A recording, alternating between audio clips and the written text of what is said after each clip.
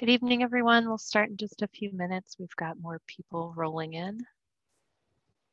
Hope everyone's doing good tonight and staying warm.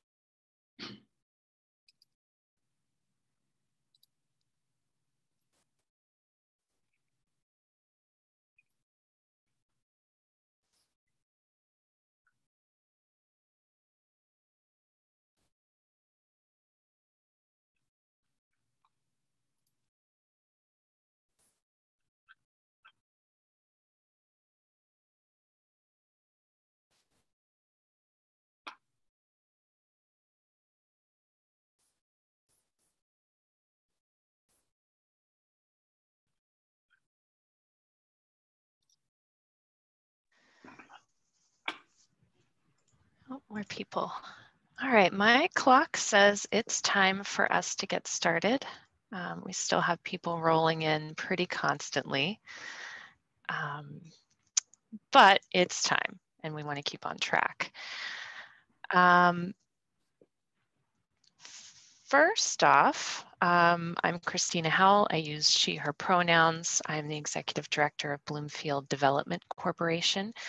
We've been working in Bloomfield for 13 years now. And we work to preserve and create affordable housing, make for safer mobility and accessible infrastructure, small business support and promotion. We try to make sure that new development and redevelopment reflects the needs and desires of the community.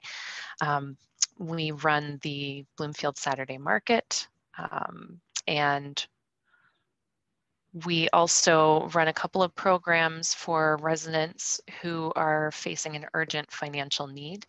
Just a quick plug, we do have a grant up to $500 for residents or business owners who have an urgent need, medical bills, broken car and can't get to work, child care, things like anything like that, we are happy to help with. My colleague Sam Spearing, our Housing and Mobility Coordinator, is on the meeting as well. There's Sam.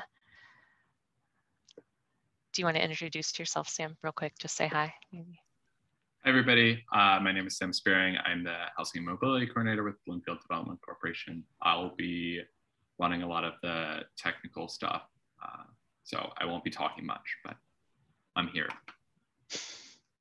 Thanks, Sam. So Sam will be helping let people in, keep track of the chat. He's coordinating the recording. We are live on Facebook. This meeting is being recorded for internal use, and the Facebook Live meeting will live on our website, YouTube channel, whatever social media we've got going on. Tonight, we're here to talk about one thing primarily, although I will talk briefly about another thing that has development thing that's popped up in Bloomfield. But the crux of this meeting is to discuss the proposed pilot of personal delivery devices, also known as delivery robots, in Bloomfield. The pilot would be coordinated by the Department of Mobility and Infrastructure. Erin Clark is here, who's a policy analyst with the Department of Mobility and Infrastructure. And the Department of Mobility and Infrastructure, I've said it 3 times and it's long to say, is shortened as DOMI. So when you hear us refer to DOMI, it's Department of Mobility and Infrastructure. But please, if you forget, don't hesitate to ask. And then we're also joined by David Rodriguez, Director of Strategy and Business Operations for KiwiBot, the private operator of the delivery robots who would be partnering with DOMI in this pilot. So quick housekeeping notes. We're keeping everyone on mute. You are welcome to use the chat. We may not, because Sam and I are doing a couple other things, we may not get to answering things in the chat until a little bit later in the meeting, but we will keep our eye on it. We do have some reporters in attendance. There's been a lot of press coverage the last 24 to 48 hours over this issue. And yeah, so I'm going to take up a little bit of your time talking about the one brief issue that, or development issue that's come up in Bloomfield, and then give you an introduction to tonight's presentation. That presentation, I'll take up about 8 to 10 minutes of your time. I'll turn it over to Aaron and David, who will have about 20 minutes. And then after that, we'll open it for questions.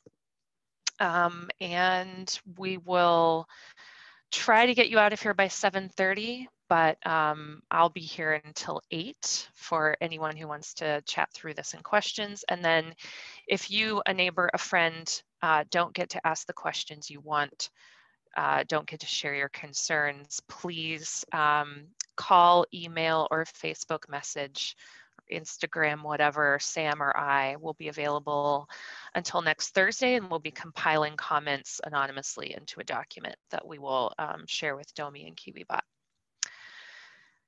So what else? Notes from this meeting will be available on our website and social media by the end of the day Monday.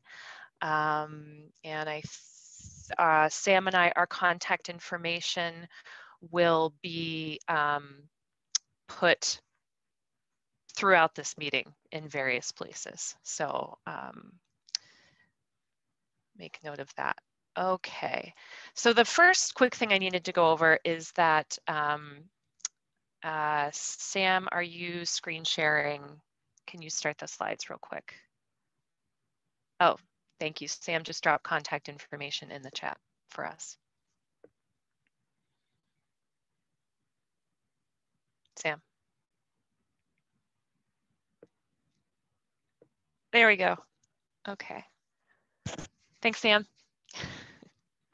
All right, so very quickly, this BP at the corner of 40th and Liberty has applied for a liquor license, and they we approached them, the ownership, and we had a nice long call with them, including our colleagues from Lawrenceville United and Lawrenceville Corporation, since that's kind of a boundary area right there that we share. And so like other gas stations and convenience stores in the city, they plan to sell to-go alcohol, so beer and wine for takeout. The sale and beer and wine in these establishments is tightly regulated. So after sharing some concerns with and talking those through, we did receive some commitments from the ownership and lawyer of the BP. One of the reasons we were concerned is that there's an elementary school right across the street, not that we believe that elementary school students will be purchasing alcohol, but instead, would people be leaving BP inebriated, because they do have seating inside where people will be able to drink and sit. Next slide, Sam. Okay, so this is long. This will also be up on the website. No need to read it all. The crux of it is that they're adhering to all kind of responsible local and statewide guidelines for selling liquor. And then in response to our concerns, they added on that as long as the Pennsylvania Liquor Control Board allows it, they will be imposing a 2-drink on-premises limit for people who are drinking on site. They'll have a no loitering policy, and it will be strictly enforced, as will the 2-drink limit. And then they'll be maintaining a banned customer list. So anyone who tries to purchase something clearly inebriated or violates any store policies will go on a banned customer list and won't be able to shop for alcohol there. So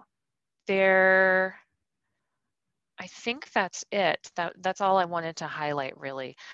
We don't have time to get into this in depth. If you have questions, concerns, comments, again, those can be directed to me, or if you forget this, you can direct them to Sam, or shoot us a message on Facebook. We pay attention to that. So please get a hold of us any way you want to, and I'm happy to listen and kind of share a conversation about that more.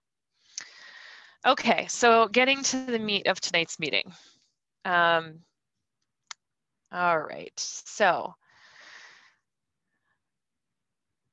Okay, again, we're talking about personal delivery devices. You'll hear them called PDDs. I tend to call them delivery robots because it rolls off the tongue better. And so I want to clear up something. All of the press has just made it sound like that this is an absolutely done deal. And in our conversations, our very honest conversations with Aaron at DOMI, we know that it is not. It is a proposed pilot. And we are engaging with DOMI and with QuickBot in this because BDC does not take a position on something unless we have had a community process to understand it. So we can take positions on certain things around affordable housing because we've had several community processes around housing values in the neighborhood and what people find important. Robots are new to us, so we need to get this in front of the community, and that's what we're here for. We have several board meeting or Bloomfield Development board members on the call, as well as our staff, as well as elected official representatives from our elected officials, including Senator Costa's office, Representative Inamorado's office, and our Councilwoman Deb Gross's office. So like us, they're here to listen to the community, understand what the concerns are, and advocate for our residents and business owners and employees. We've already heard a lot of comments from folks, that our sidewalks are already crowded. We have a high number of people who walk places daily. We have a high senior population, and a large percentage of our population are people with disabilities. That people have in previous applications of delivery robots elsewhere, that people have been harmed and degraded by them, which is publicly documented. And also job losses, we think about that too. We've been wrestling with this for a few weeks in our conversations with Aaron and our conversations internally. And the other issue we're wrestling with is that the Pennsylvania state legislature made these devices legal in the state of Pennsylvania. The guidelines PennDOT published currently put no obligation on operators to engage with local stakeholders in any way that empowers the community. The legislation actually gave delivery robots, the same rights as human pedestrians, and doesn't give much authority to local governments to regulate the delivery robot companies either.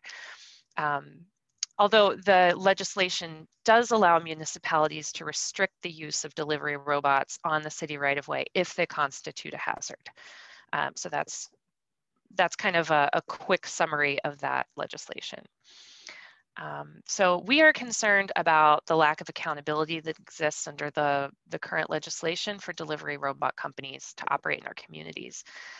Amazon is moving into Lawrenceville with one of its last mile distribution centers, probably within the next year, and will certainly want to mobilize delivery robots.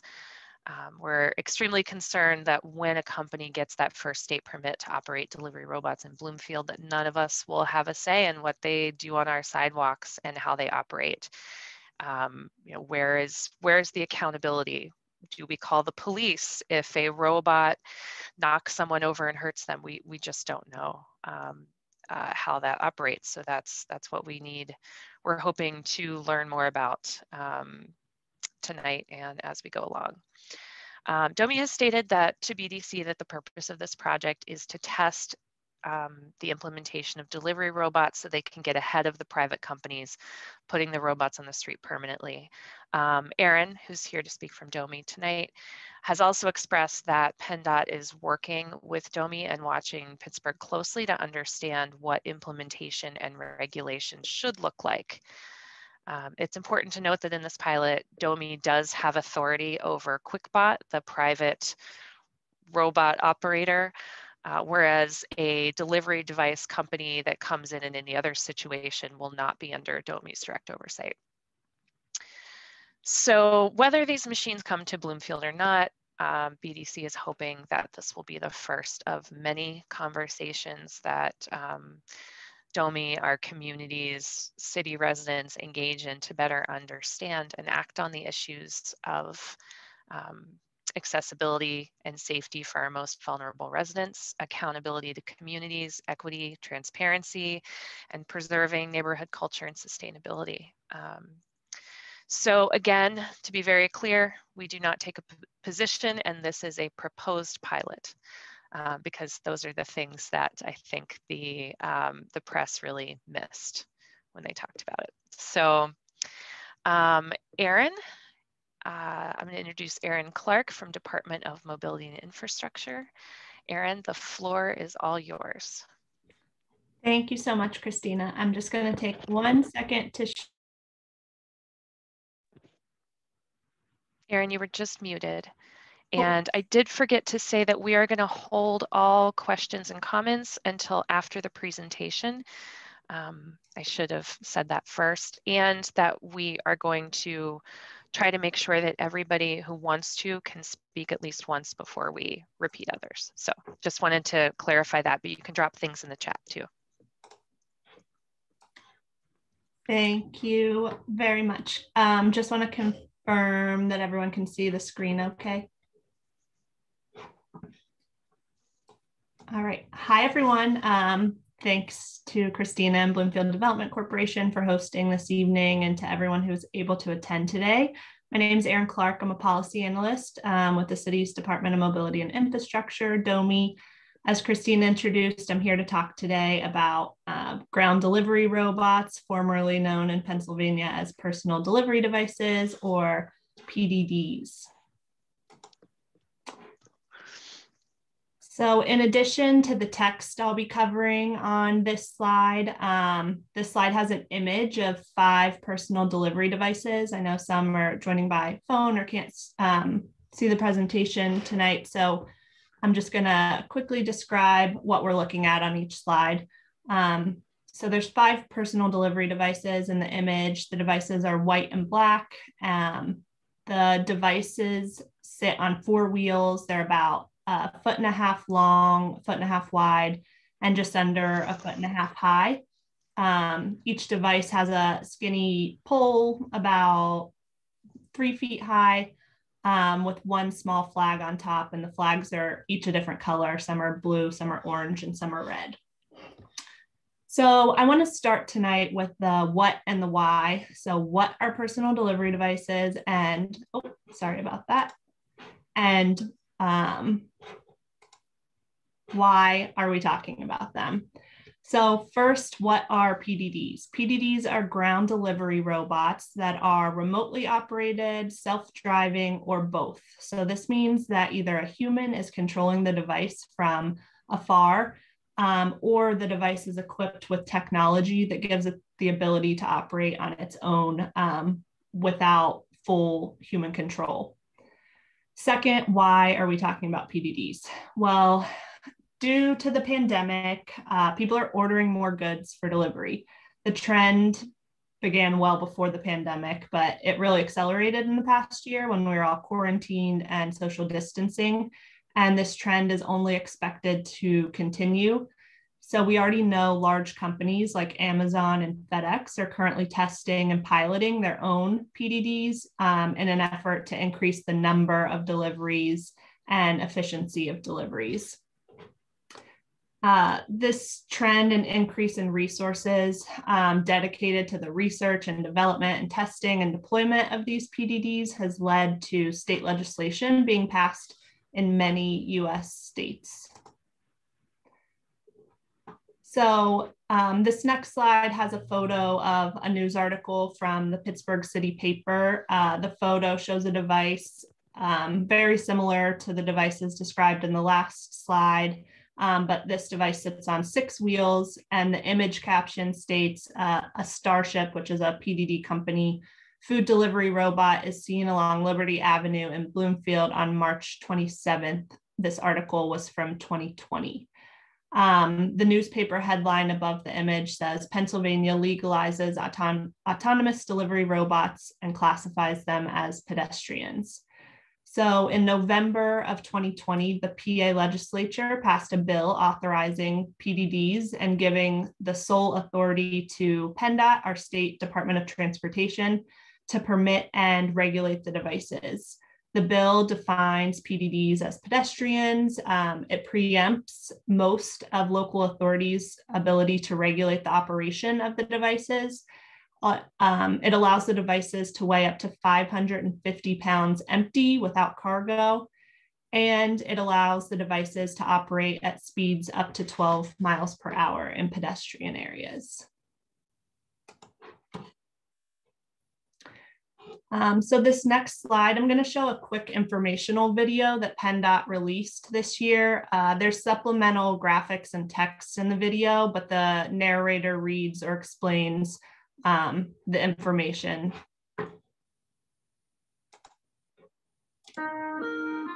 Starting January 30th, 2021, personal delivery devices, or PDDs, will be permitted to operate in Pennsylvania.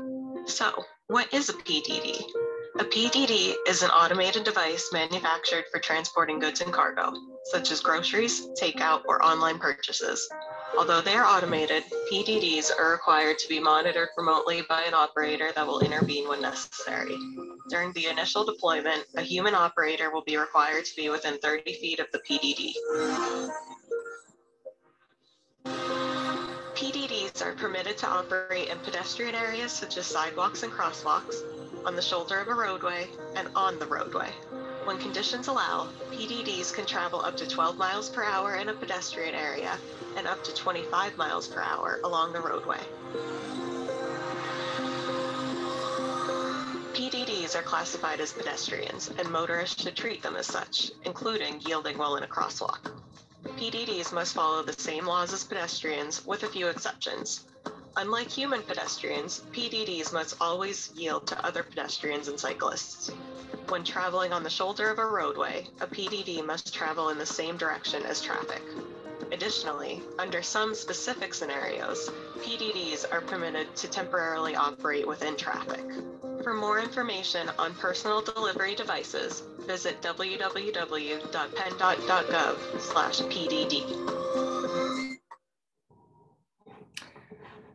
So in addition to that overview, I'll also just note that PDDs are restricted from operating in designated bicycle lanes, and small PDDs, similar to the size in the photos you previously saw and the size of the Kiwi bots that we'll be talking about today, are also restricted essentially entirely from operating on the roadways, with very few exceptions to that rule.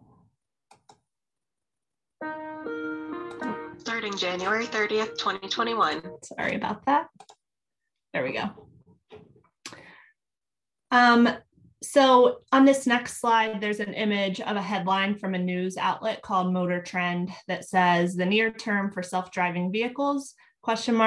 More delivery duty, less rideshare duty. Goods, not people, make economic and safety sense as automakers invest in autonomous vehicles."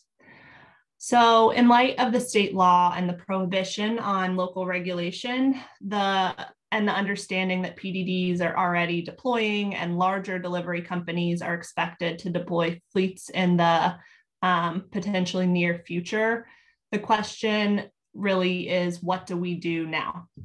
The city has grant funding from the Knight Foundation under the Knight Foundation's Autonomous Vehicle Initiative, and this funding is dedicated for a pilot project that has to be designed to engage local residents around new mobility technology.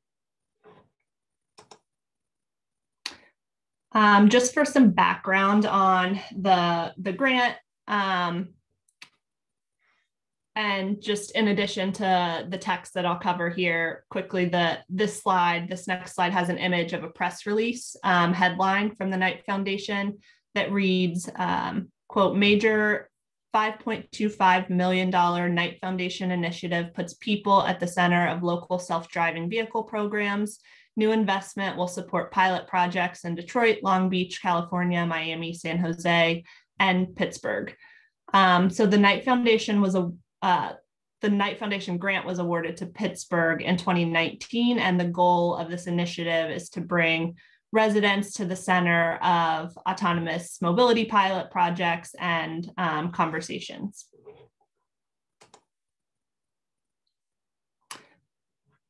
So the city is proposing using this grant funding for a small community-driven pilot to begin to prepare and plan for a future when PDDs share public spaces with pedestrians, pets, cyclists, and vehicles. We think that small PDDs operating at very slow speeds in appropriate environments could provide public benefits, but in order to realize any benefits PDDs could offer our communities and avoid possible negative impacts, we need to experience through community-driven pilots. We're proposing a community-driven pilot in Bloomfield, which would let the community help DOMI decide the use cases, the routes, and working together throughout the duration of the pilot to make adjustments as we learn together.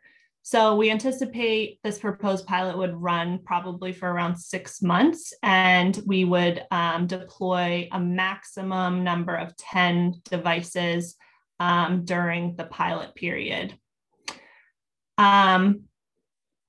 I expect that we as a city share many of the concerns that, Christina raised today and that I'm sure many of you have. Sidewalks as we know them are for people walking, using a wheelchair, pushing a stroller. They're for catching up with your neighbors. They're for window shopping, waiting on the bus. So if we're going to put robots in this space, that's obviously concerning from a safety and comfort and enjoyment standpoint. And so the goal of this pilot is really to create informed local policies that clearly state, if you're going to operate these kinds of devices on our sidewalk, here are the rules. This is what we expect from you, regardless of what the state law might allow you to do. So a pilot like this begins to allow us to answer these questions and address these concerns on a smaller scale in a more controlled environment.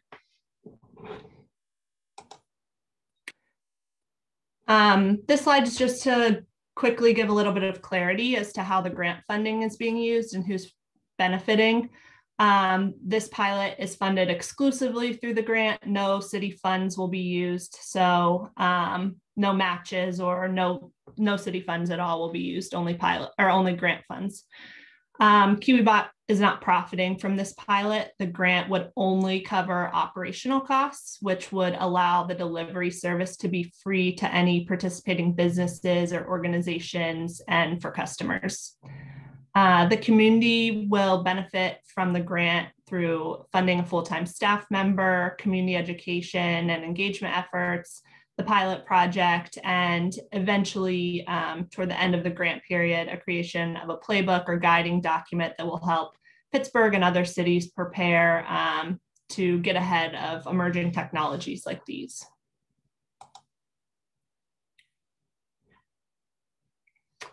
So what do we want to learn? We want to learn about safety first and foremost. We want to know if PDDs can be deployed on our sidewalks safely while maintaining accessibility. We want to think beyond the use cases most large companies are exploring for PDDs. So most companies are exploring meal delivery or package delivery. And if these devices are coming to our city, our neighborhoods, we want to know how they can actually be used to meet real community needs. We also want to understand the types of data that we could collect from the PDDs that might help us better understand the current and future needs of our pedestrian spaces. And the department will be able to locate and monitor each robot in real time via what's called the mobility data specification. And I'll let David from KiwiBot maybe talk a bit more about that data sharing. So I've used the term community-driven pilot many times today. So what does that mean? That means regular community meetings soon after the deployment, halfway through, and at the end of the pilot at a minimum. Means an open door policy with DOMI staff and accessibility to us so that questions and concerns can be addressed quickly, and a steering committee comprised of Bloomfield residents and stakeholders that would meet at least monthly, if not more frequently, to assist DOMI in shaping the pilot and evaluating during and after the pilot. So that steering committee would help us determine the use cases, determine appropriate routes in the neighborhood, address concerns and complaints, and help us conduct the midterm and final evaluation of the pilot. So I'm going to stop here so we have plenty of time for a Q&A, but before I hand it over to David at KiwiBot to provide a brief presentation, I wanted to ask you all to start thinking about the needs of the community and whether there are any ways we can leverage PDDs to serve those needs.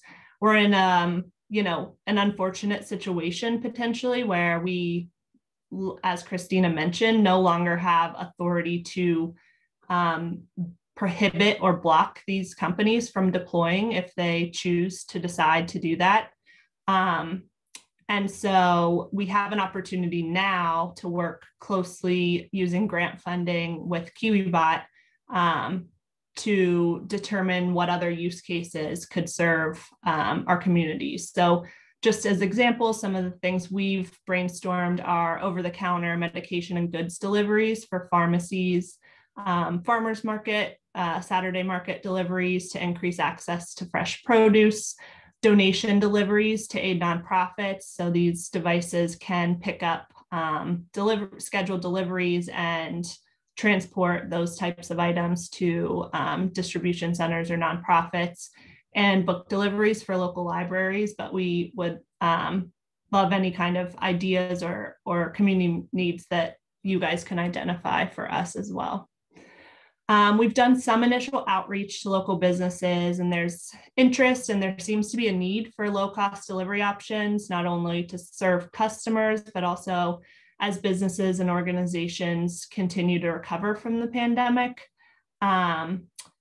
So in addition, we would just ask that you guys think about the questions you want answered through this pilot or before larger delivery companies begin rolling out PDDs in our city. As Christina mentioned, we have established a close working relationship with PennDOT through this process, and they are really interested in seeing how a pilot would go and are really listening to us, which isn't always the case. And so I think we have a real opportunity to inform PennDOT as to problems in the existing policy as it exists now, and can seek updates to those in the short term before some of these larger companies begin deploying the devices. So thank you all, really appreciate your time. And I want to turn it over to David Rodriguez from KiwiBot to give a brief introduction to the company. And then David will be around to answer any technical questions about the devices.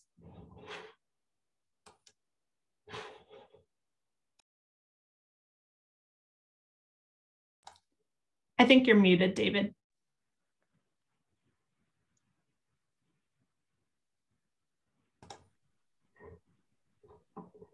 David here?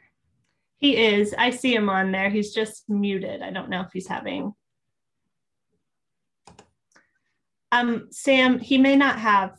Oh, perfect. Yeah. There you go. It is here already. So, hello everyone. Thank you very much for giving me the opportunity to present to you today. KiwiBot is a personal delivery device company, and we build our product, which is a KiwiBot. Um, Working with the Knight Foundation has been great. This is a next step for something we did in San Jose and in LA. And our thesis is that delivery is not accessible for everyone. We have a very big focus on elements that are small. So fundamentally, if someone on a vulnerable condition, someone that cannot so easily get out of the house, needs a toothbrush, then we're facing new accessibility issues. The goal of bringing KiwiBot to Pittsburgh, and my goal of being here is definitely to get introduced, to let you know that this is not a pilot program where we're going to be making money. What we're doing is uh, having lessons about how our technology can be safely deployed, as we've deployed it in so many other cities across the US, listen to the community, and become an aid for small businesses and people that actually has some like missing gaps in terms of accessibility. So what we are looking to do is essentially come to the community, understand some use cases that will be beneficial for the community, and then we will develop these use cases servicing the community without a delivery cost, so that we can both accelerate the amount of transactions that small businesses have, and also gap accessibility needs for members of the community that have faced shortages in these abilities over the last months. So that will be the outlook of the company. We've done more than 100,000 deliveries to date. We have built more than 300 robots over 5 different iterations. We are spearheading the process of making our technology more and more safe, and definitely creating inputs from the community, so we can definitely, again, boost small businesses and also support communities at risk and people with limited accessibility to goods that are available in the city. Yeah.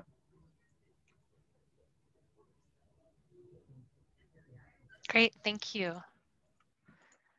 So that is the end of our presentations. Before we open up the questions, I've been keeping my eye on the chat. There's a lot of good points flowing through there. And one I wanted to address in particular is that our community hasn't asked for this. To our knowledge, to BDC's knowledge, we have not asked for delivery robots. And that private takeover of a public good or public space is a huge issue that I think needs to be addressed with a lot of advocacy at the state level. So we at BDC will be thinking a lot about what kind of advocacy we can take on and how we can work with our other colleagues at other community development corporations to advocate for some change. So before we open the floor for questions, please identify what neighborhood in the city you're from. We recognize that the subject of this community meeting has effects much broader than Bloomfield. Everyone is welcome to speak. We are not discriminating in any way. I just think it'll be helpful for us, for DOMI, to hear about all the different people represented here from different neighborhoods who are interested and concerned about this. Because there's so many people here, we're going to use a couple of different things. First, Sam is going to call on people who have called in because they can't see chats or hands raised or faces. And if you do have a question, we will be keeping everyone on mute. Please either raise that little hand that's down in the, it should be the reactions button on the bottom of your viewing screen, or you can drop a question in the chat and we will try our best to get to all of them. Yeah, and we are still live streaming, and I will ask, as I always do at all of our community meetings, please speak kindly with respect, and try not to take up too much time. And then Sam will be doing his best to track so we can make sure that as many different people who would like to speak or ask questions can do so tonight. With 71 participants on here, I can't promise everyone will get a chance, but again, phone, Facebook message, Instagram, I think you can tweet at us, email, you could text any of us. Our cell phones are generally available. So please reach out to us if you don't get a chance to speak with your concerns, your questions, anything. Okay, so with that, I'm going to open the floor to questions. I am going to kind of randomly start here. I've got 3 up so far, 3 hands up. So I will start with a hand and then maybe answer one in chat or ask one in chat. How do I, oh, I'm asking to unmute you. Mary, hi. I think this is super cool and interesting. I know a lot of people are going to be like freaked out by robots, but I think it's a cool opportunity. And I'm from Garfield, by the way, so just a few blocks away from Bloomfield. I guess my one question that I have is across my street, I have a neighbor who I'm thinking of who she is very old, and like it sounds like that's kind of the person that this would be targeting. People have accessibility issues, but since it's Pittsburgh and we have a lot of hills, there are steps going up to her house. So my question is how the delivery robots would work with steps and people who maybe can't go up and down them. Thank you. Thank you, Mary. That's a great question and something we've been having conversations about internally and with PennDOT. So to my knowledge, none of the devices currently operating or being like beta tested to where they're getting to a place where we could see that these could deploy sometime soon can climb stairs. The smaller devices can climb like a curb or one step if they need to, but the accessibility of the device itself, let alone it operating the public, is a question that we have and something that we want to have experience with so that we can, with any power that we have, go to the private sector and say, these could actually be beneficial for these residents. However, they can't get up to the front porch of their residence, nor can some residents bend over and lift cargo out of the devices for the ones that are low to the ground. So yeah, that's a great question, and they can't right now. So I think the private sector really needs to kind of respond and start thinking creatively about how these devices can be made more accessible as the technology advances. Great. A question from the chat here. I'm just kind of scrolling through the chat and randomly picking them out. From Olivia is that why can't the grant money go to other issues with mobility, such as fixing the sidewalks so they're safer and better for people with disabilities? Yeah, that's a good question. Thank you. So this particular grant is called the Knight Foundation's Autonomous Vehicle Initiative, AV Initiative.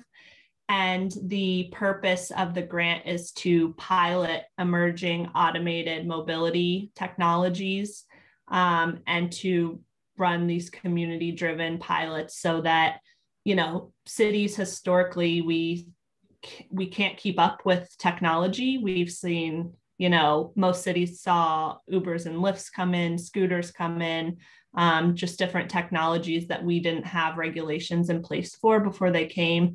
And so that's really the purpose of this grant. So unfortunately, we can't use any of this funding for infrastructure improvements or other purposes. But I do think there's a real importance of what this money is directed toward, but it is not in a situation in which we're taking money that could be used for infrastructure improvements to use for an emerging mobility pilot. Thanks. Okay, question. I think I unmuted someone here with their hand raised. Yeah, hi. My name is Xander Orenstein. My pronouns are they, them. I live in Lawrenceville. And I've seen that in other cities with self-mobilizing technology or mobile unsupervised technology, a lot of citizens have had trouble with corporations initiating litigation against them for tampering with the technology for any unauthorized contact with the technology, including trying to move them for public safety. Say it broke down in the middle of the street or sidewalk. Citizens found themselves getting sued, or for any sort of reason where a big corporation with a lot of lawyers and a lot of money are coming after them for any sort of tampering. So how will we ensure that this is not going to become a similar problem for our community? That's a great question, Xander. Thank you. So I think there's two pieces to this. There's the pilot and KiwiBot, and I can answer that question, and David can feel free to chime in that KiwiBot will take on all liability for any damage or issues with the devices at all. On the other hand, is that, again, this state legislation kind of really preempts cities from regulating the operations or having much control over the devices. And I think there's a lot of questions about liability that we still haven't gotten answers about due to lack of experience and just uncertainty at the state levels. And this is across the country a problem, I think. But yeah, I don't have an answer for what that would look like here, but we have concerns about what you just described, as well as concerns, in Pittsburgh and in Pennsylvania, the property owners responsible for their sidewalk. And so if the sidewalk infrastructure was crumbled or caused the device to tip over or, damaged the device, we have asked PennDOT whether a private company could sue the property owner for damages for the device. And we just don't have those kind of answers, but that's the reason we want to start these community discussions and start getting those questions raised and questions we haven't thought of at the city, and start, collecting those and try to seek answers. Thanks, Erin.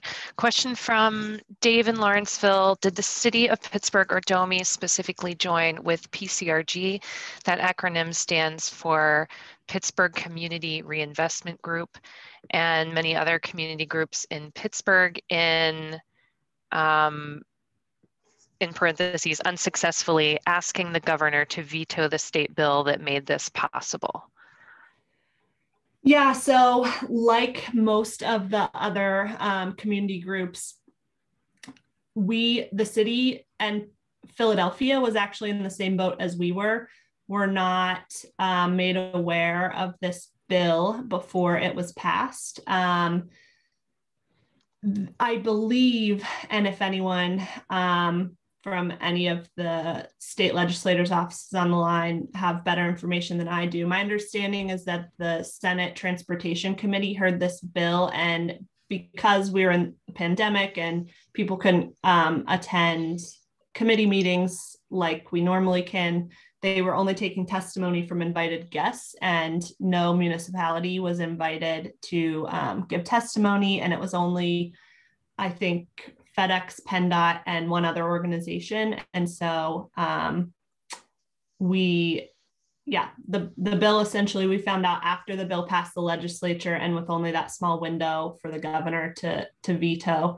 And so we reached out to PennDOT and I was just reading the chat, and our partners in Philadelphia to make it clear that we were not in support of this bill, but we're a little bit too little too late, as were the rest of us. And I think the bill went into effect without Governor Wolf's signature. He chose not to sign it and let it to go into law.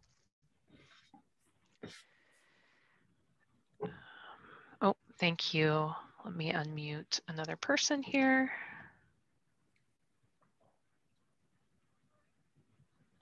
Okay, they're not talking. I'll move on. Linda Davis. Hello? Yep, go ahead. Hi. as a blind person, I live in the Bloomfield area. If these robots, are they going to have sound that's going to be loud enough so that if it's a busy area, you know, up, for example, on Liberty Avenue, are they going to have sound so that you know that that robot is coming your direction? And is it going to be loud enough if it's a really busy or loud? For example, if there was music playing and it was loud. As a blind person, I need to know that it's coming towards me. Hi, Linda. Thanks so much for that question, and would be really interested in talking with you in the future again. But David can chime in if he'd like.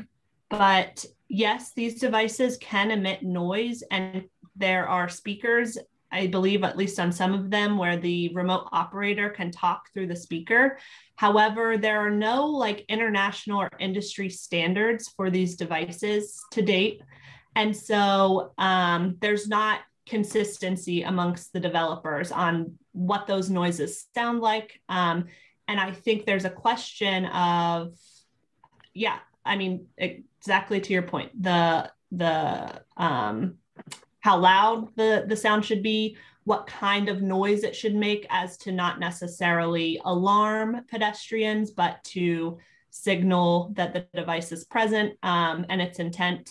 So I think those are kind of questions that we want to be able to work with the community on and with KiwiBot on to see if it's possible to kind of test different noises with the community so that we can at least provide recommendations to the state and to PennDOT to improve their operating policies right now to have some consistency. Okay, question from the chat from Paul. I'm not sure where Paul's from. The city has a duty under Title II of the Americans with Disabilities Act to take no action which would reduce accessibility for people with disabilities to the sidewalks. Has the city determined that these devices will not reduce accessibility? When and how was that done by the city? I'm wondering if I can find that question in the chat. That's Paul. Yeah,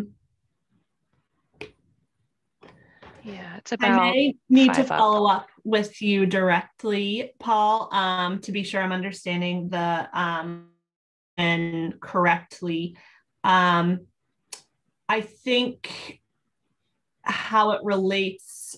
So we haven't had that experience with the devices, so we haven't made any determination, to my knowledge, that the devices will not reduce accessibility, but something I'd be very interested to talk more with you about. I mean, that is one of our intentions on these kind of smaller controlled pilots, to determine where, if anywhere, can these devices operate in the city that they do not reduce accessibility. So yeah, we haven't had a formal determination, to my knowledge. Folks, I didn't do a great job of keeping track of who's been waiting with their hands up longer than others. I apologize. I'm trying to do the best I can here. I think this person. Hello. Hi. So first off, we have concrete examples in Oakland of these things actually hampering people with disabilities access to sidewalks. So we can't really say that it hasn't been tested. We have the evidence right in front of us. Second off, I'm very concerned that there's no purpose to this other than resource extraction from our communities. This is a third party coming in and trying to take resources from, like, not just other people doing, like, not just from, like, it's not just like harming us, it's also harming our jobs and our livelihoods. When we have people who are unable to do their transportation jobs because now a robot is doing them. And this is taking away where, like, it's taking people who could support themselves, and now there's one company extracting that stuff from our community. Yeah, no, thanks for your comments. I think that's a concern shared and a concern that has been voiced to us through some of our outreach while this state law was being passed. I mean, I think that's something we're struggling with at the city, because we're in this position where we're expecting these companies to deploy and potentially much larger devices and much larger fleets. And we, as of right now, cannot prevent that from happening. And so we need to take some steps to experience what this will be like in the future. And so we definitely have those same concerns and reservations about the technology, and wouldn't otherwise be, welcoming in these devices, particularly of the size and speed at which PennDOT allows them to operate. But I definitely appreciate your feedback, and I think we're just trying to kind of juggle the position we're in and how we can prepare in light of the state law. I'm all for innovation. I want to know what is the benefit to having these devices over just people doing them? I don't see it right now, and it seems like from the discussion we've already had that like this these things are actually worse at doing the job than just people doing it. So, and this is really just based on conversations I've had with businesses, and I, again, completely appreciate that there's a job loss concern, but we do know that most of our small businesses can't afford their own delivery services. Not all, but many of them can't, and rely on Grubhub's, Uber Eats, other companies that take, from my understanding, like 40% of 30 to 40% of the order cost for the delivery. And so what we've heard, at least from many businesses, predominantly restaurants, is that though they have to rely on Grubhub and Uber Eats or other companies for deliveries, they usually make no profit on those orders because of the costs associated. And so, I think on the one hand, there could be benefits for businesses. On the other hand, it is removing jobs that do exist. And so, again, I think we're just trying to kind of experience this in the real world to see, does it actually benefit businesses? What customers benefit? Does this fill a gap for customers who can't easily get to stores that don't offer delivery services? And if the answers to all of those are no, then our policies at the city should reflect that. But we kind of need that experience first. I'd love to hear from my David counterpart about what kind of cost savings the businesses in our community could expect to experience over the current competition like Grubhub. Yes. Hey, Dave, how are you? Hello. Can you see me? Yeah, I guess. So yeah, that's a very good point you're making. So in general, our general perspective about delivery is that the current system for delivery is broken. That's for 3 reasons. Reason number 1 is because if you're a customer, you are paying up to 40% over the restaurant list price as a delivery fee. You're paying 40% because of the food as a delivery fee. Second, the restaurant is paying up to 40% of the cost of the food they are producing to have that delivery done. Correct? And then delivery partners every time are getting paid less and less and less for deliveries. At this point, the compensation that someone is seeing from working either in Uber Eats or DoorDash is way different to what it used to be. So our solution is fundamentally building connections with small businesses, and actually anyone that has a small business and delivers to the mile around, that's a great opportunity. And it'll be great to connect with me. And so we can explore the possibility of you using KiwiBot to do deliveries around you. So what happens is on two ends. First, delivery is too expensive for anyone to use it like multiple times a day, for instance. And delivery is designed for big packages. So by having a zero delivery cost, anyone can ship small items at no cost, which increases first the amount of revenue you get, also improves sales tax collection.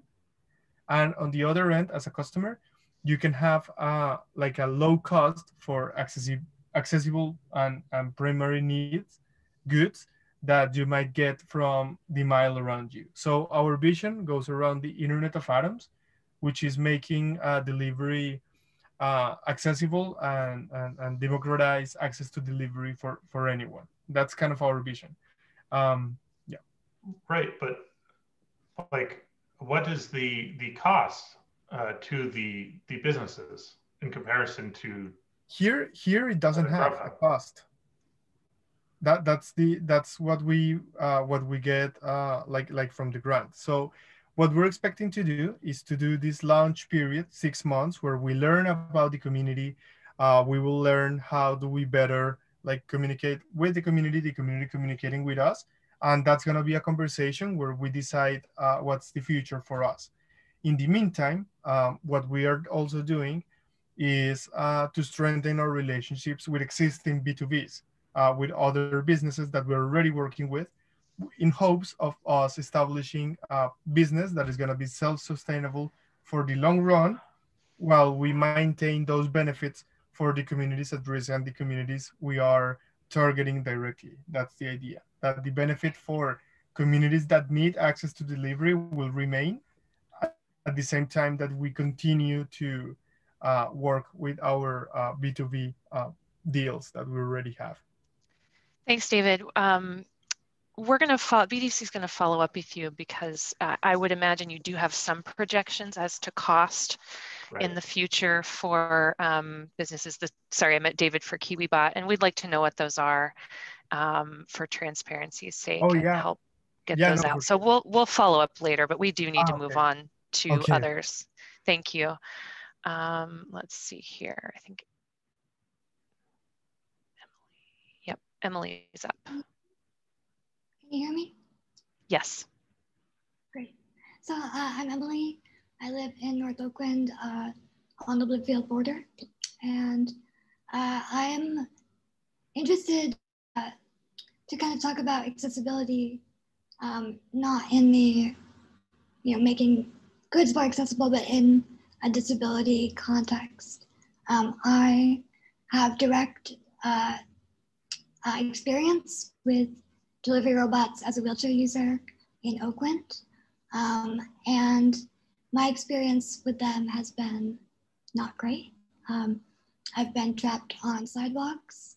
I've been trapped in the street by very similar robots sitting on curb cuts. And so this kind of experience has led me to be very interested in the way that accountability works in a project like this. And so one question I have that's kind of two parts is that I'm a little confused on the status of this pilot as, how much of a done deal it is, because, if it's not a done deal, I have a lot of concerns.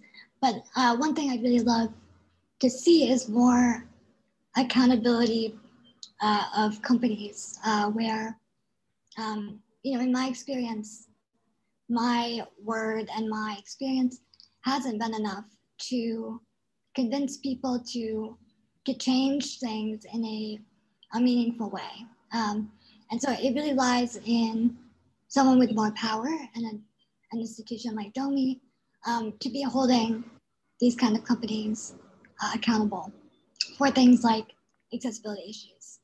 So I'm wondering how DOMI and other governmental groups will be holding the company accountable for problems.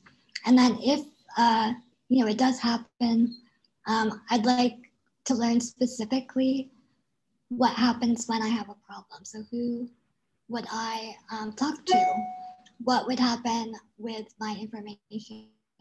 What would be the process internally with as much transparency as possible? Because it's really important that the needs be addressed in a way that I can see what's happening, which is not particularly what happens usually.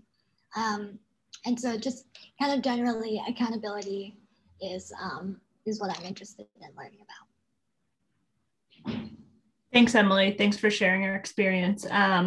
So to your first question in terms of, is this a done deal? I think Christina kind of articulated this, but I'll elaborate a little bit further. So this is a proposed pilot at this stage. However, I will say we do have funding for this, and we do need on some level to learn about these devices in light of the new state law. However, a use case and neighborhood have not been determined. Obviously, we are presenting first to Bloomfield because we have an interest for a variety of reasons in exploring what PDD operations would look like in Bloomfield. However, it's still proposed, but we do want to utilize this grant funding for the purpose of a pilot of some form, but what that use case looks like, maybe it's a more established like direct route. But anyway, I know that's not a super clear answer, but that's kind of where we're at right now. In terms of accountability, I think your insight and the community's insight is what's going to be like really valuable in kind of how we determine what that process looks like, because there's still a lot of questions even around, enforcement ability for these devices. And I think it's important to kind of just separate the pilot from what could be reality in a couple of years.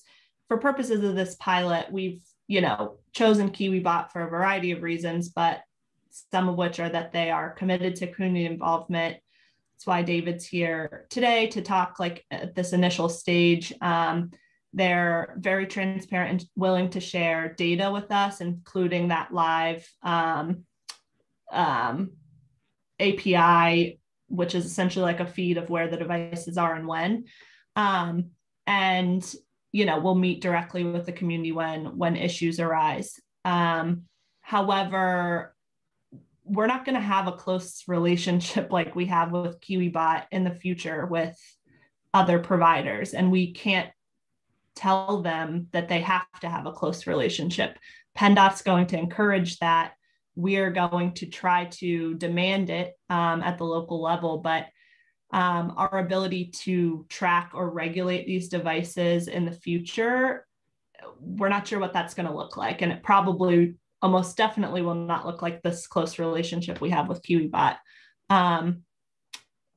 So I realize my answer right now is not fully answering your question or your concerns, except that this and the things you're raising are exactly why we want to do this pilot and engage with the community to figure out, okay, an event just happened. What should the response look like? Are the police called? Is it DOMI that's contacted? What is the process? Because there's not one in place right now. So I'll leave it at that for now. Yeah, I just want to kind of reiterate that pilots are not happening inconsequentially. And so things that happen as a result are not erasable. They still happen. And my worry about things like, if something happens and we say, what do we do? We'll call the cops, I guess. But if it's an example, it would be like a blind Black person damages the robot in the process of their run-in, and the cops are called. What happens then? statistically nothing good. So I really worry about not having plans in place before. Thank you. I think that's a Thank you. I concern agree. that we share with you. I think there needs to be at least some skeletal outline of accountability in the event of issues, and that could be tweaked or completely changed along the way that it doesn't work. But that does feel necessary if this is going to happen in any neighborhood in the city.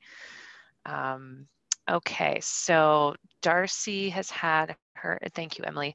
Darcy has had her hand up for a while. Let me ask her to unmute. If not, then Mel is next.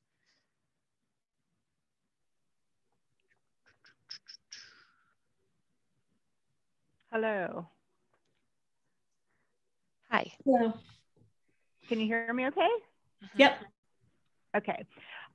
So I am, good evening. My name is Darcy Cleaver. I'm attending as a citizen who frequents the neighborhood of Bloomfield and other city neighborhoods as a pedestrian in the public right-of-way. And my original question was in regard to the sidewalk infrastructure, and that's already been answered. But I do have another question that I'm hoping you can clarify for me. So I think I heard that during the pilot, there will be an operator that will need to be within 30 feet of the PDD. And yeah. Is that correct? Yes and no. Okay. Do you want to ask the second part, or do you want me to go ahead and answer now? I'll ask the second part. So if there is a operator within 30 feet of the PDD, and the PDD is expected to go between 12 miles per hour or 25 miles per hour in the street, I have to assume that the operator will be able to control the speed of the device, since the average person usually maybe walks 4 miles an hour or something like that. Yes, so those are great questions, and I'll try to answer them in two parts. The first is that under the state law, there are what's called phase 1 and phase 2. Phase 1 is when the operator, the human operator, is required to be within 30 feet of the device. But PennDOT can waive that phase 1, or it can last several weeks. So there will be a period during this pilot where the devices would be operated with a human close by within 30 feet. The question we've had for PennDOT is this requirement that a human operator be within 30, and I'll also add that the KiwiBots operate at maximum speeds of 4 miles per hour. So this isn't a question for necessarily the KiwiBots or the slower devices, but in the big picture, PennDOT hasn't really been able to answer the question of, during this phase 1, when a human has to be within 30 feet of the device, are they able to test the device operating at its maximum allowable speed, 12 miles per hour, which would arguably require a human running pretty fast behind a device and still being able to take control of it if necessary. And if that's not the case, how are they going to be tested in the public space at those maximum speeds to ensure safety? And that we don't have an answer to that yet. For purposes of this pilot, again, they'll only be operating at maximum speeds of 4 miles per hour, but for kind of future larger, faster devices, that's a definite concern and a question we need to have answered. Did that answer your question? Well, not fully, but okay. I'm lost in the chat. I'm gonna call on Mel here. He's next, since I'm not seeing like a clear question in the chat to ask. So Mel, I just asked to unmute you. You just have to. All right, thank you. And thank you, Christina, and all of you for holding this. It's an important meeting. There are serious legal questions here, I think, that other people have suggested as well, that I think should be answered before we go any further. For example, if I walk down a sidewalk in Bloomfield right now and it's a crowded sidewalk and somebody bumps into me and I push them back, I'm not saying I'm an aggressive kind of person, but if I push somebody and they fall down, I can be charged with assault. We now have robots here, but granted the same rights as pedestrians. If I confront one of these, or it confronts me, and I push it, it's got a camera on.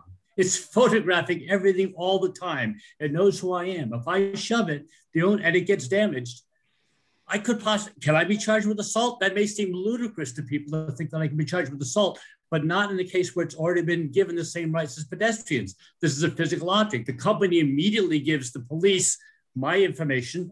What if I'm an undocumented immigrant at that point? What happens to me at that point? Just because I had an encounter, I'm going to go to jail and be deported. What if I'm a person of color, et cetera, et cetera? What happens to me? These are serious legal questions. And Erin, I know you've said we don't have the answers. Well, if we don't have the answers that can guarantee the safety of human beings, then why would we proceed without answers to those questions? That seems to me to be paramount at this point, that these questions must be answered to ensure the safety of human beings before we decide to go ahead with this. I can imagine all sorts of awful scenarios, frankly, including civil lawsuits and assault charges. Go ahead. Thank you very much. Thanks, Mel. Those are great points. I think there are, to your point, a lot of legal questions, the ones you referenced, in addition to other liability and property ownership issues.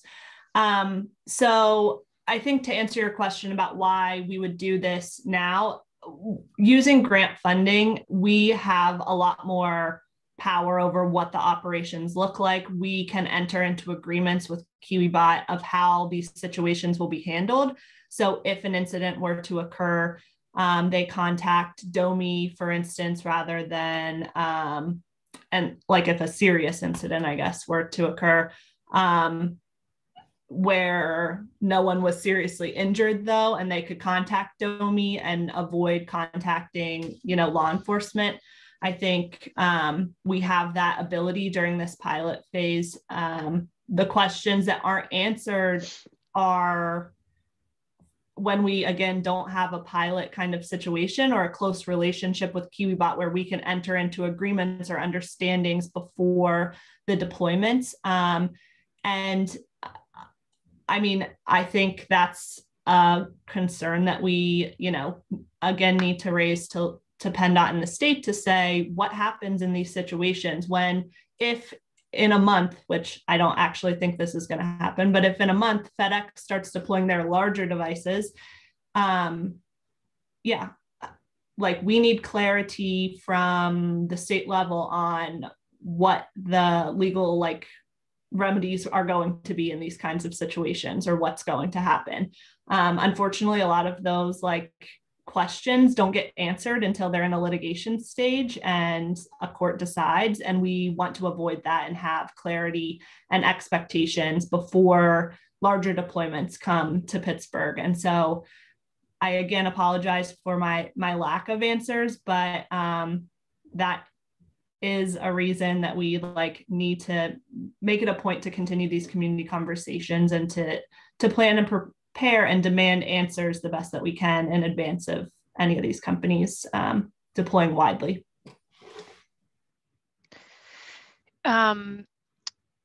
Okay, I've got one question in the chat, and then Gabriel McMorland, you're next. So the question here is, what is the radius of this pilot program and what data does it collect? And where is the central, the pinpoint of that radius? Where does it sit? Sure, good question. So the radius and what's being described here, the devices operate in a radius around kind of a central hub location where the devices are stored and charged, and the operators can communicate with the technology. So that's about 1.5 mile radius it can operate in. That's the maximum radius. And then the second part of that question, I believe, was about data collection. Is that correct, Christina? Yes. Yeah. What is the data collection, and what will be done with it? Yeah. So I don't know if David had to hop off, but we will be able to determine data that we want to collect from KiwiBot, and they can share that, including the location, speed of the devices in real time through a feed that the city can have access to. Beyond that, KiwiBot does not store any video footage whatsoever. However, to Mel's point, if incidents occur and because a human operator is overseeing these devices at all times, my understanding is they can take still images, but they do not retain any video whatsoever. But they can retain still images. So the data question is kind of up for, I think, community discussion. I think it would depend on the use case that was pursued for this pilot in terms of what questions we want answered and what data we need to answer those questions. But there is, KiwiBot is fully willing to provide us with any data we request during this pilot period that they're able to collect. Great, thanks. All right, Gabriel, you're up. Oh, thank you.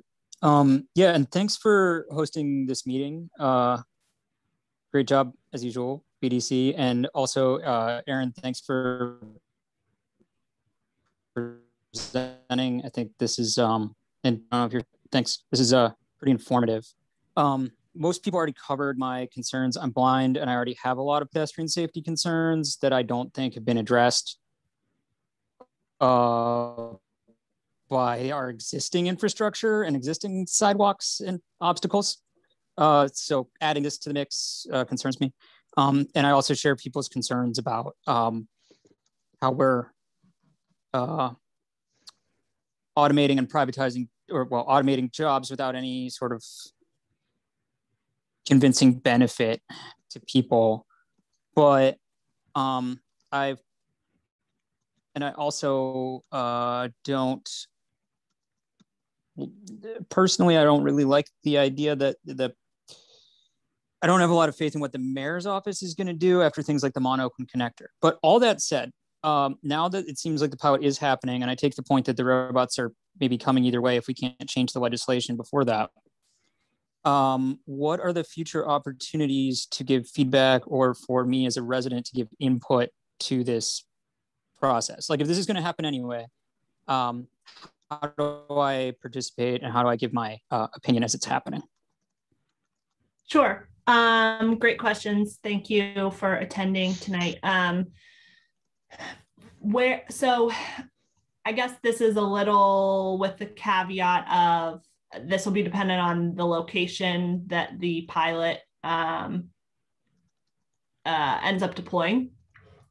But our intention is to, in whichever neighborhood this pilot deploys or area, we will be hosting regular meetings as much as the community essentially has capacity or there's interest in attending, but at a minimum at the beginning, midpoint, and conclusion of the pilot. And then also we are going to create a steering committee that's actually comprised of residents and stakeholders of that community who will meet. My hope would be twice a month at least. Again, if the steering committee has capacity. And so those are two ways that we'll be getting very regular, frequent input. We'll also, my email and phone will be open during this pilot period, as well as we have an email address that we've set up recently that we'll share with the community to send direct feedback, questions, comments, concerns, complaints during the pilot period. So we're trying, and we'll, try to also get an engage page set up, just creating multiple channels to communicate during the pilot phase that will be monitored by DOMI and by, and we'll have the ability to pass that information on to KiwiBot as well, if it's questions that they need to answer or respond to. But if there are other ways of kind of collecting that feedback that the community would find helpful, we're definitely open to additional suggestions as well. Thanks. One thing in the chat that I've seen a few times, sorry, I've got some feedback, is somebody unmuted? No. Okay. Is that there is an opportunity here to work through all of these questions around safety and accessibility without putting untested technology in public spaces. And it seems that rather than, I think, if I'm summarizing some of them, what is the reason for not taking a couple of months and trying to hammer out these questions around safety, accountability, accessibility before launching the pilot? Sure. I mean, I think that was kind of the hope that there would be another community meeting that steering committee created before a pilot would even launch to continue working through some of these questions. And the only reasoning for the kind of proposed June launch date for this pilot is because we were hoping to get about 6 months of a pilot so that we can collect, meaningful learnings.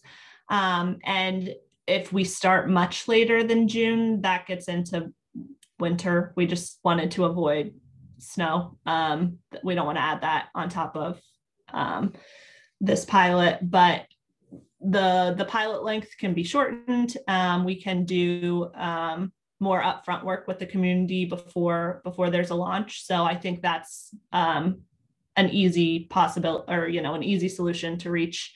And if there's kind of community willingness, interest, and capacity to have those conversations starting as soon as we can, then I think it would be important to try to answer those questions with the community prior to the launch rather than during the deployment. Thank you. Okay. Out of Paul, Evan, and Jennifer, I have no idea who had their hand up first. So Jennifer, I'll go to you. Hi, I share a lot of the concerns that were raised this evening. I'm going to ask though specifically, what is the city? I'm sorry, I'm getting feedback. Can you hear me over now?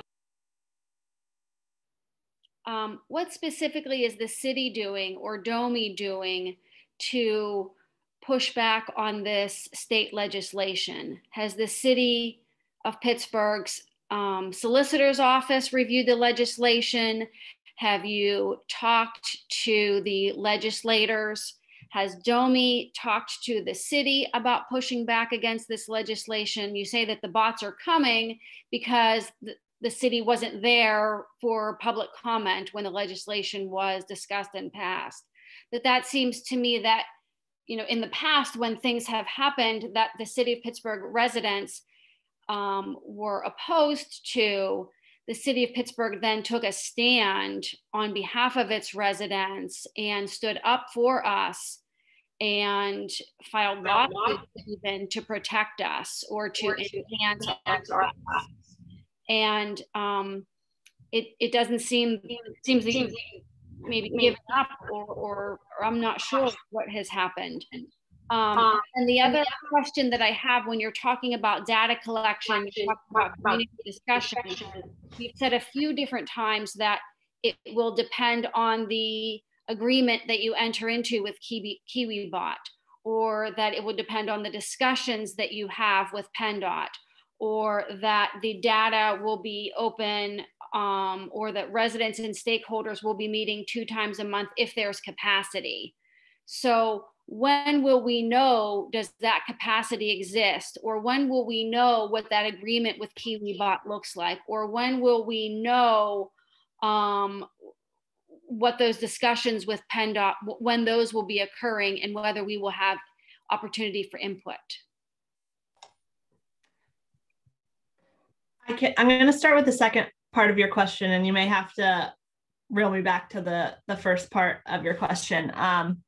But in terms of capacity, first, I just wanted to mention, I was referring more to community member capacity, not DOMI. I am a dedicated staff member with DOMI funded under this grant. And so it is my full-time job to be available to the community and participating. So I am I'm here, not a capacity concern from DOMI's perspective. I just meant if the community members have the capacity to meet very frequently, it's a lot of kind of demand on time and energy and familiarizing yourself with all the moving parts, because there's a lot of moving parts as we're kind of pulling out today.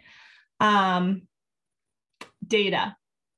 So when talking about data, we have worked through kind of various questions that we would have and the KPIs that we would, that we've identified, and data points that we would need to collect to answer certain questions. The reality just for this pilot, if it were 6 months, a maximum of 10 devices, is that we can't answer every single question with one pilot. It's not feasible. And so we need to work with the community to prioritize what are our most pressing questions and concerns that can be answered by this kind of limited pilot, and then determine what data we would be seeking the company to collect based on those priorities. And so that's the reason that I say we will determine them. And then I think another part of your question related to our feedback to PennDOT. So after this law was passed last November, we did convene a large group of stakeholders, including Oakland for All and some other organizations in Oakland, as well as several members of the City County Task Force on Disabilities, and some business improvement districts and community organizations who had experience with the delivery devices in Oakland. And they actually met with me in one-on-one meetings and as a group from November to December, because PennDOT collected some feedback or comments on their operating policy. They only had 90 days to draft that policy, and they had no experience with PDDs. So the legislature gave them a very short window to create this authorization process and the operating policies.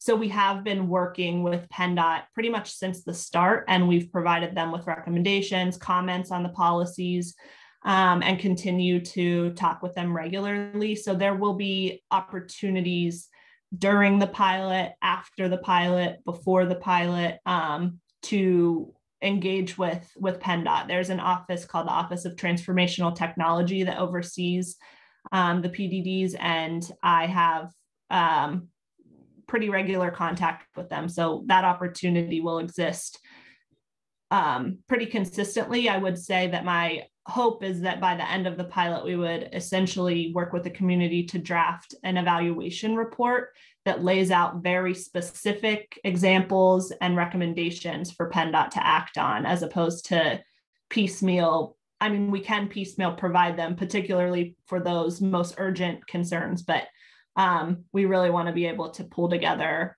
a really meaningful document for the legislature and for PennDOT at the conclusion of this pilot. Let me know if I missed any of the other questions you put.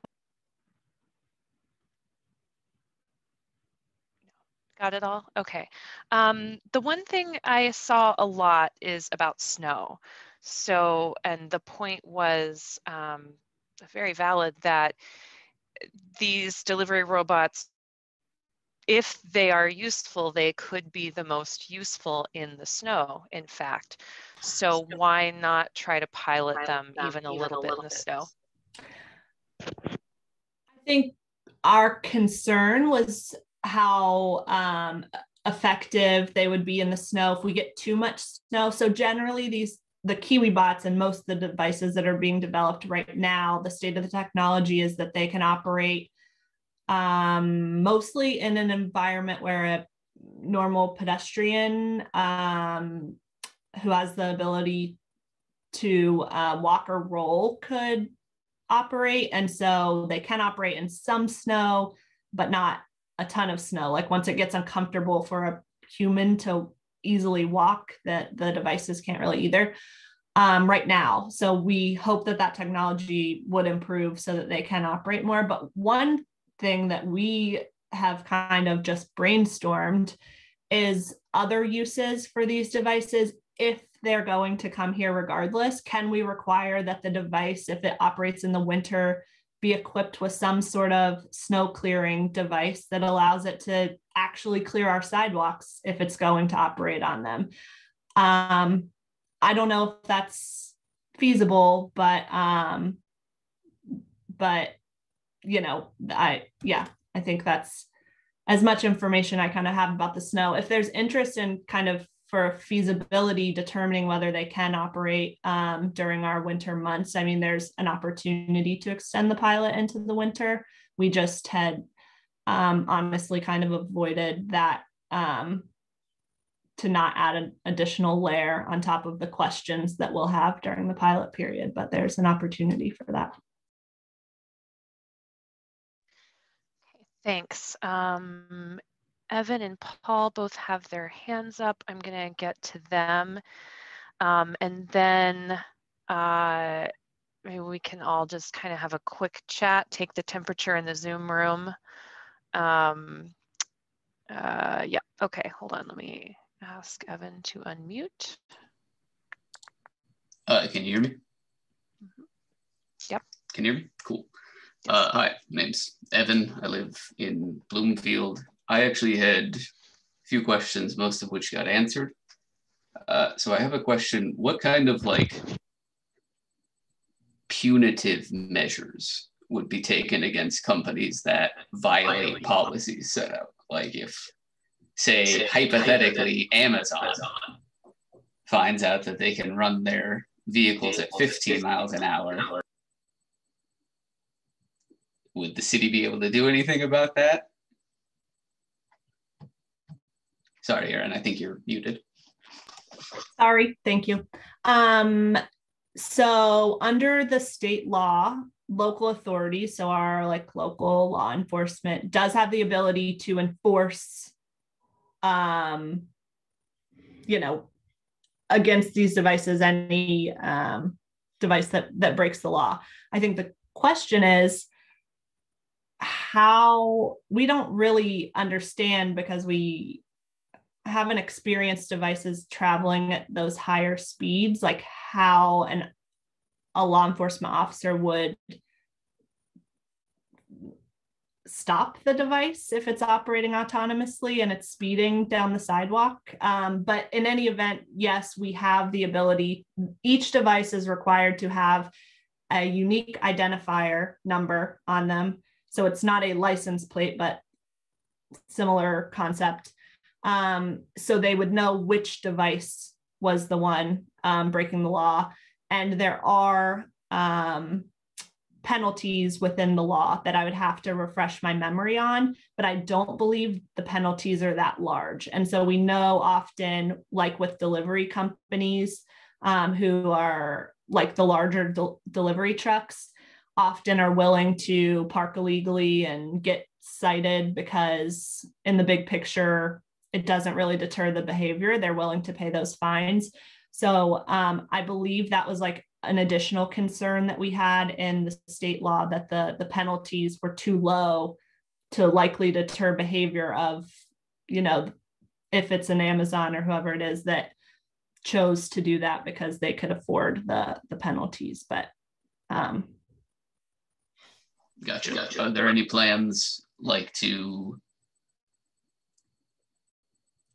so can individual neighborhoods like rescind the ability for these devices to operate there? I know you said you expect, so it's just something that is going to happen. Not at the local level. So what can happen, the small provision of the bill that allows local authorities to prohibit operations, I'm not reading the law directly, so don't quote me, but it essentially says that a local entity can prohibit the operation of a PDD upon consultation with the authorized entity if we determine that operation constitutes a hazard. There's no real definition for what constitutes a hazard. And we also have to consult with the authorized entity before, and we have to do that also through a resolution or ordinance, which means an act of council has to go through the legislative process. So it's not an easy fix. And the way the law is written seems to say that we have to, each location in the city and for each authorized entity, which is the operator, we have to pass a separate individual ordinance or resolution to prohibit them from operating. And it has to be a designated space that's a hazard. So we have some ability, but it seems very, very narrow and pretty burdensome to be able to enforce. Sounds good. Thanks.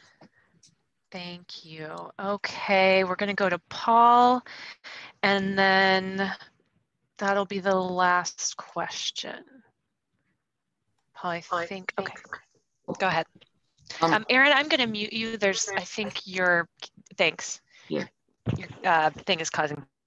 Well, first question I have is, as these things move on the sidewalk, are they going to be on the right side, the left side, or the middle?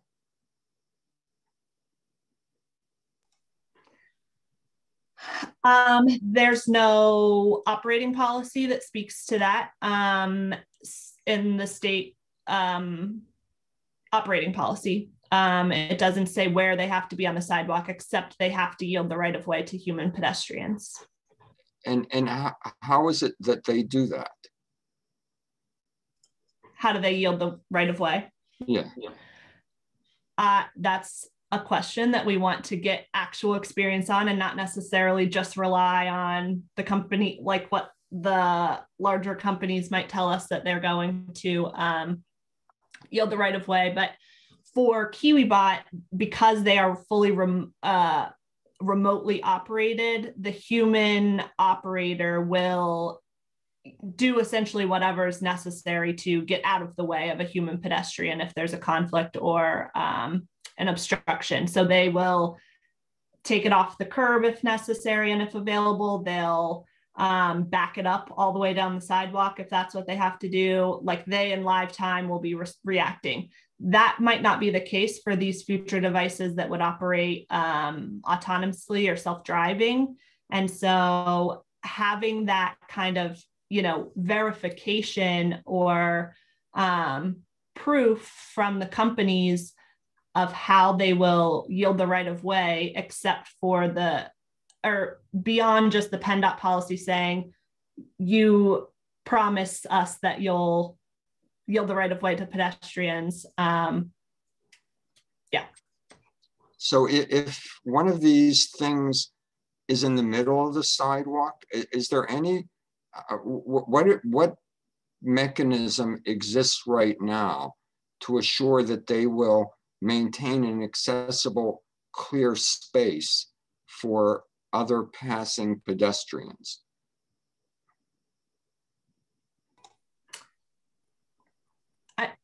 If you're asking if there's anything in the PennDOT policy or in I'm asking these things that you're planning to put on the sidewalk. The KiwiBots. Yeah. Okay. So because they're remotely operated, we can, if there is, like, upon community discussions, a preference on the side of the street that they operate on, like normally operate on, or consistencies that we can create or ask of them to ensure or hope to ensure accessibility. I think those are the demands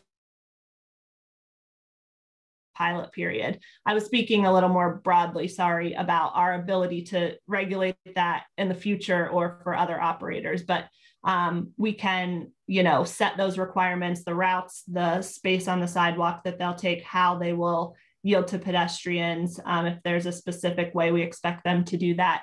But again, I think that's part of why we want to have these community conversations to set those rules for KiwiBot before they would deploy.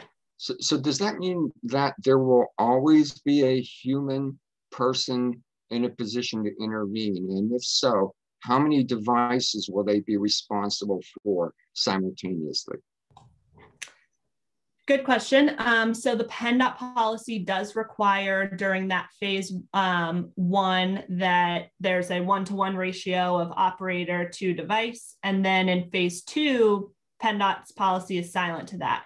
KiwiBot will generally be operating, and I think in other cities is like a 2 or 3-to-1 ratio. And generally they're always, if the device is moving, they are actively controlling it.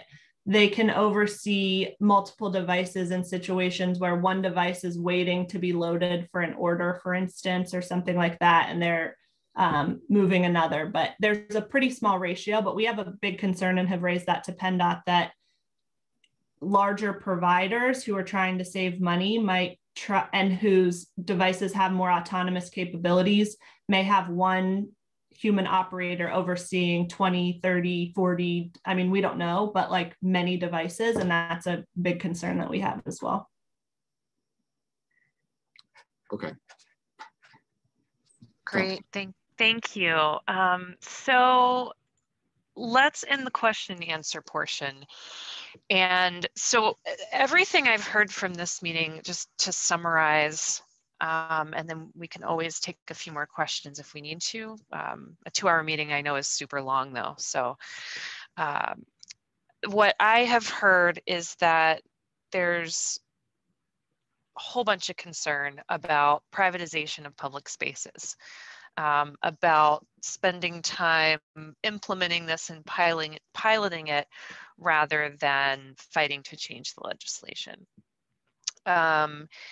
And I'm also hearing, or I'm interpreting a lot of these comments to say that beginning to operate these delivery robots without at least some safety guidelines and accountability guidelines in place seems to be irresponsible. So I'm wondering if that is, have I summarized those concerns pretty well? And if there's any kind of larger umbrella concern that I have left out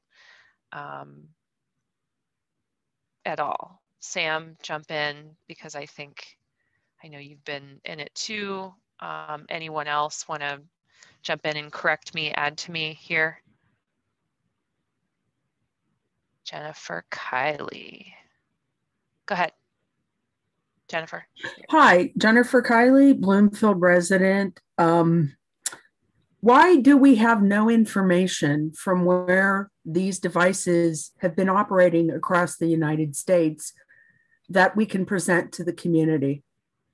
Nothing about best practices, pros or cons, how it's gone, the law is different, and we seem to be hindered by PennDOT A, allowing them, and B, defining them as pedestrians.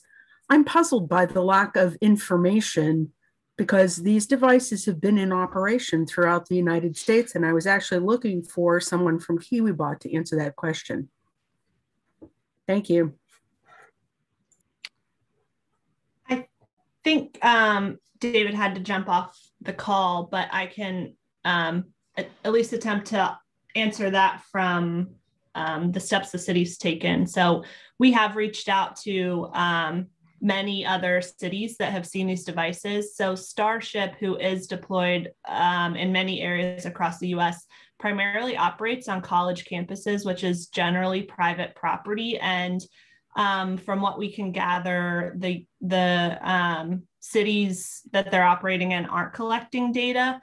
There really hadn't been best practices defined or agreed upon in the US. Most of these devices are operating in California, where the topography along with climate and other considerations are much different. And so it's kind of hard to rely on some of their experiences, as well as much wider sidewalks in a lot of areas and things. So they don't necessarily have the same concerns that we have, but regardless, there has been like very little information collected at the local level or reports drafted in order to get some of that feedback. So we are working under this Knight Foundation with the other cities, as well as some of the other cities in California who have had these devices operating for like longer periods, having conversations with them, but there aren't like best practices, unfortunately, that we can like pull from right now. There are also no industry standards for like safety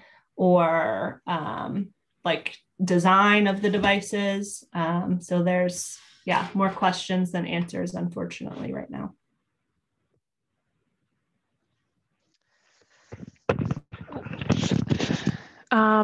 Okay, so Paul has his hand up again. I'm going to go for it because why not have more questions? Hold on, Paul, here we go. Like I said, I'm here all night. Paul, are you unmuted? Did it ask you to unmute? Great, okay. Okay, thanks. Yeah, I'm afraid that there's some confusion over this issue that the legislation calls them a pedestrian.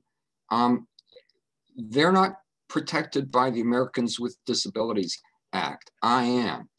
A pedestrian can't put a refrigerator on the sidewalk and prevent me from being able to get around it. And so the city has a duty to protect me and my rights to access. The city doesn't have a duty to protect the rights of this business to conduct a pilot. So I'm really concerned that the whole duty that the city has is being treated as an afterthought, like we'll put this on the road, see if it breaks the accessibility for people who we have a duty to protect. And then after that, we'll fix it. And it just seems like you haven't done your due diligence. You can't put this on the street until you've demonstrated that they can be consistent with meeting the needs of people with disabilities that you have a duty to protect. And I just don't see that happening yet. Thanks for that feedback, Paul. I think I can definitely follow up directly with you to talk that through a little bit more and maybe make a direct request to our law department to explore some of those issues. I think from my understanding, it was a little, I guess, difficult to demonstrate that or to seek that confirmation because we didn't have the ability to restrict their operations so long as they could operate in a way that yielded to the right of way to the pedestrians and maintained accessibility. They are restricted from operating on sidewalks that aren't of a minimum width that's in the operating policy. But I definitely hear your concerns and would love to follow up directly with you.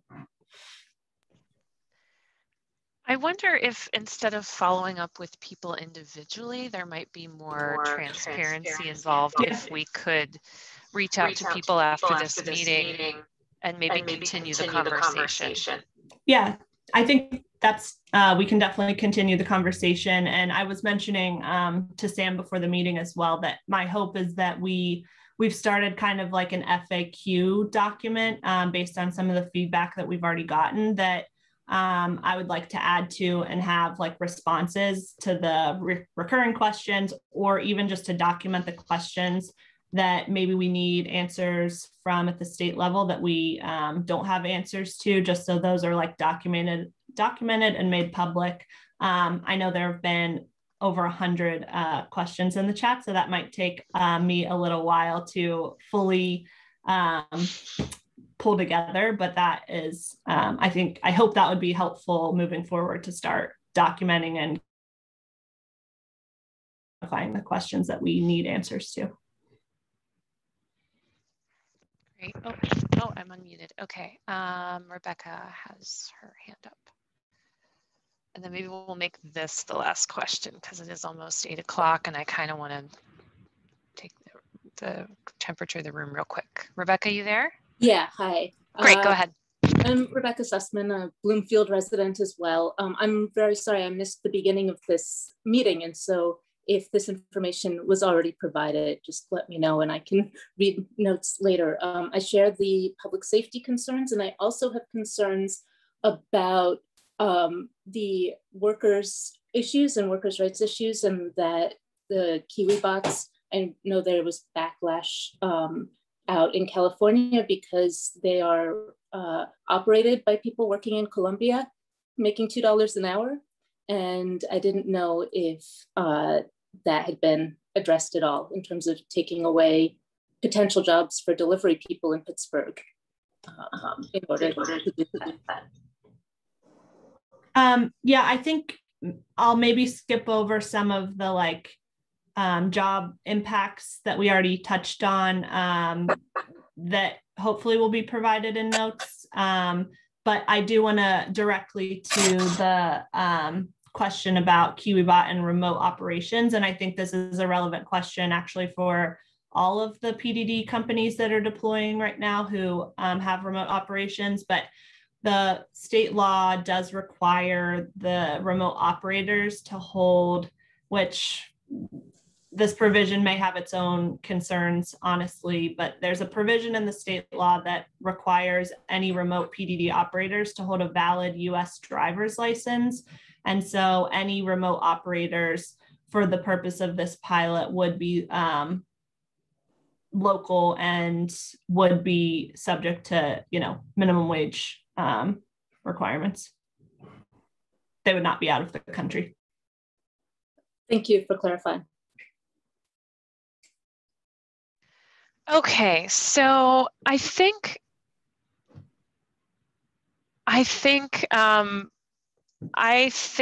as representing BDC, putting my BDC hat on, keeping it on, I'm not sure that we have enough information to support a project like this or not support a project like this. There's just so much unknown. And, one of the reasons we put all of this in front of the community is because a board of 19 and a staff of 5 can't think of everything. And everyone has brought up so many great points that we haven't thought of that I think are really going to help us guide our thinking and probably Erin's thinking. And I think we'll definitely need to continue the communication with this. I wonder,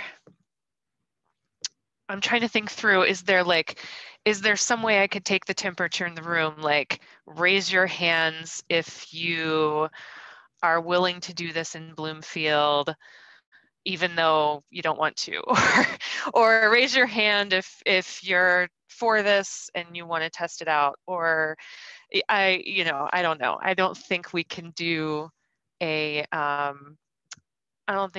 poll. So I think, yeah, Jody Lickett says do a poll. Christina. Yes, Sam. I feel like it might be appropriate to pull together like a Google Form survey that we can send out. Yes.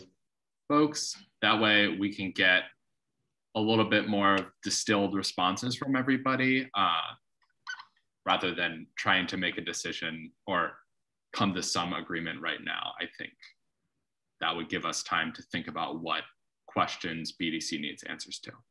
Yeah, and what the community wants answers to. That's why Sam is so great at his job, everybody. Sam coming in with the great ideas. Okay, so then it sounds like our next step is to get these notes together, help Erin answer what questions we have from the information we have, try to get a survey out before the end of the week so we can turn this around quickly. And then I'm already getting questions and comments in my email. I've got it open on another screen here, and they are starting to pour in. So keep them coming. Please tell your neighbors about it, and residents and whoever you run into at the grocery store. Great. Are there any last thoughts, Erin, that you would like to share? Sam, that you would like to share?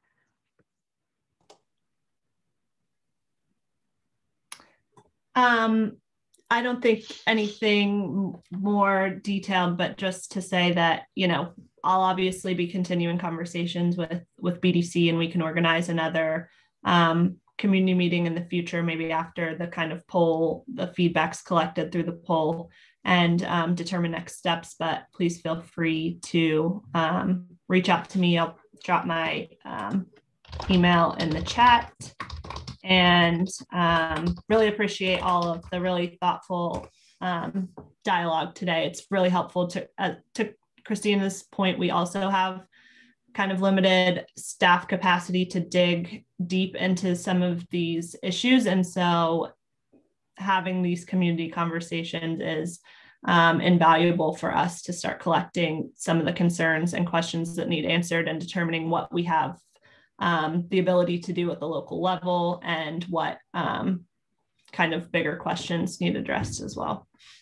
Great, thanks, Erin. For anyone who can't see the chat, my contact information is my first name, Christina, spelled CHRISTINA, at bloomfieldpgh.org. Sam is Sam at bloomfieldpgh.org. Our email addresses are super easy. They're all our first name at Bloomfield PGH.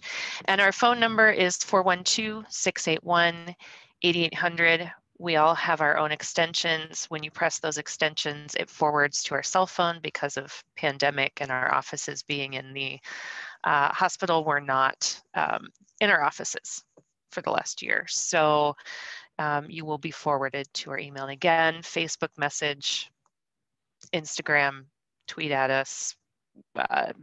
We don't really monitor Nextdoor that much, so maybe one of the others. But please get back to us if you have questions. Oh, and Erin's email is Erin, ERIN.Clark, CLARK, at pittsburghpa.gov. You can also send Sam and I emails for Erin, and we can forward them on. We're happy to do that. All right, thanks everybody. We'll be in touch soon, and have a great rest of your night. Thanks for coming out.